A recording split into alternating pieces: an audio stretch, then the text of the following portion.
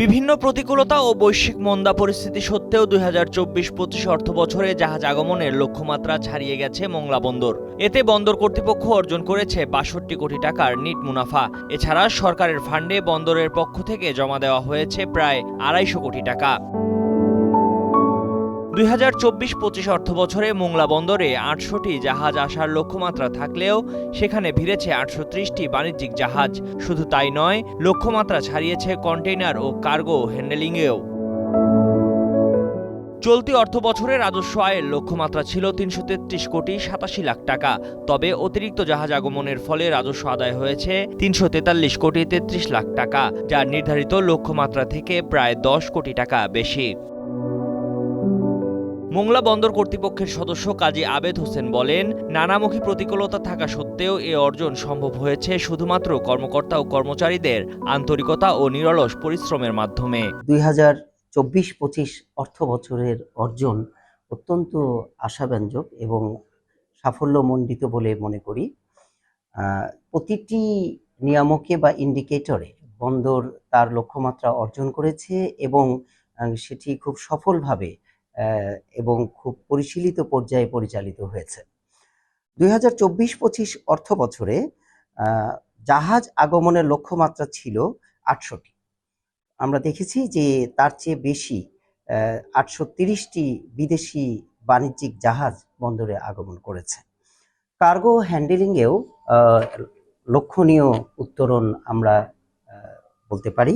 এটি সম্ভবপর হয়েছে বন্দরের প্রতিটি ক্ষেত্রে দায়িত্বশীলতা, পারস্পরিক সমন্বয় এবং প্রত্যেকের দায়িত্বশীলতা এবং পরিকল্পিতভাবে বন্দরকে পরিচালনার মাধ্যমে। সব মশার বিরুদ্ধে সুরক্ষা দিতে এলো বসুন্ধরা এক্সট্রিম অ্যারোসল, মশার বিরুদ্ধে এক্সট্রিম সুরক্ষা। বর্তমানে মোংলা বন্দরে রয়েছে ৫টি জেটি ও ৪৯টি বার্থিং সুবিধা। বন্দরের কার্গো হ্যান্ডেলিংয়ের সক্ষমতা ১.৫ কোটি মেট্রিক টন এবং কন্টেইনার হ্যান্ডেলিংয়ের সক্ষমতা ১ লক্ষ TEU। যদিও এই সক্ষমতার মাত্র ৬০% ব্যবহার হচ্ছে।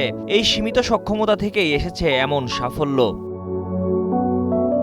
চলতি অর্থবছরের প্রথম মাসেই বন্দরে ভিড়েছে ৮১টি বিদেশি বাণিজ্যিক জাহাজ, যার মাধ্যমে আমদানি হয়েছে প্রায় ৫.৫ লাখ মেট্রিক টন পণ্য।